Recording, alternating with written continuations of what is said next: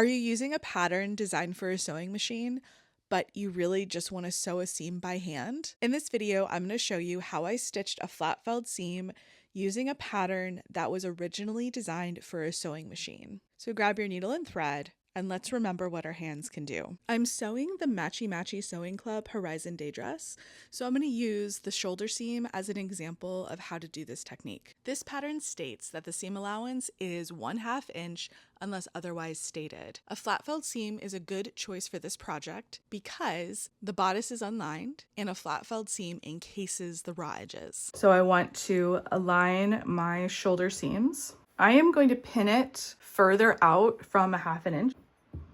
Seam allowance on this project is 1/2 inch, so I've set my seam gauge to 1/2 inch. So I'm just going to position the little slider bit, that blue section, along the fabric, and then just make a dash along the straight edge of my gauge and just go across the fabric, making markings. And then what we're gonna do is we're just gonna connect the dots. So then I'm gonna take my straight edge, line it up with the dashes that I did. So now we can start sewing. I am doing a running stitch mixed with a back stitch along this line. So I'm going to do about 3 or 4 running stitches, and then I'm going to do a little back stitch, and then I'm going to progress forward, and I'm trying to do about 8 stitches within 1 inch. So this is a very fast way to lay down a seam line.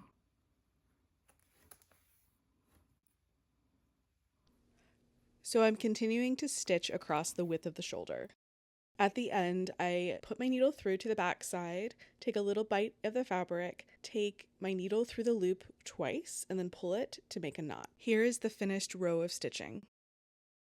We've got our shoulder seam stitched, so I'm going to flip this over. And then the next step in doing our flat felled seam is I want to take this back section of our seam allowance. There's the front section, there's the back section. So I want to separate the back from the front, and I'm going to trim this back section, only this back section, down half. For example, it's just going to be so that that front piece stays its proper width, because this is going to get folded over top of that.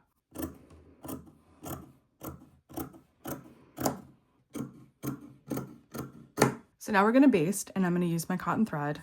So take that seam allowance and fold it to the stitching line, and then do a basting stitch to hold that fold into place. What you're gonna do is dip your needle into the fabric and do a running stitch that is something like 3 or 4 stitches to the inch, just to hold that up. Because if you were to pin this, the pins are going to end up in the seam and it's gonna be a whole mess.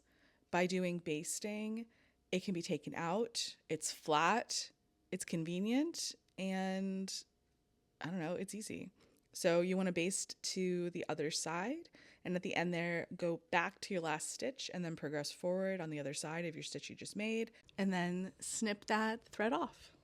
Got the back facing up. Now what I'm going to do is I'm going to take the front and the back and open it up. So the section that's facing up would be the inside of your bodice, and the section that's touching the table would be the outside of your bodice. The next step for this felled seam is we want to fell it. So felling, think felling a tree, but we're felling the seam. So we're folding this over and it's gonna be flat. Folding this down, pressing the seam down is tantamount to making this work, because you want on the exterior to have this really nice open seam. Also flip it to the other side and just make sure that it's nice and crisp. Keeping my fingers underneath here, really pressing this open. Going through just the edge of this fold, pulling this up, anchoring our knot, and then skipping ahead just a smidge, dipping into the back fabric, coming through that fold just at the edge. When you just put the needle through the fold there, it makes a really nice, perfect stitch, and it doesn't expose too much thread to fraying later on. And I'm doing about 8 stitches to the inch. If you want to practice felling, check out my hemming tutorial.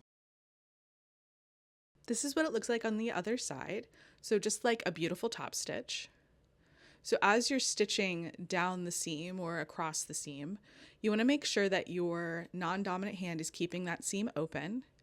And when you get to the end there, I like to take a little bit of a bite of the fabric and a little bit of that fold, pull it through, And then I'll take a little stitch over top of that, make a loop, and then I like to put my needle through that loop twice just to make a nice knot. And then I'll actually take my needle and I will go in between the layers of the seam to hide the tail and then snip that off.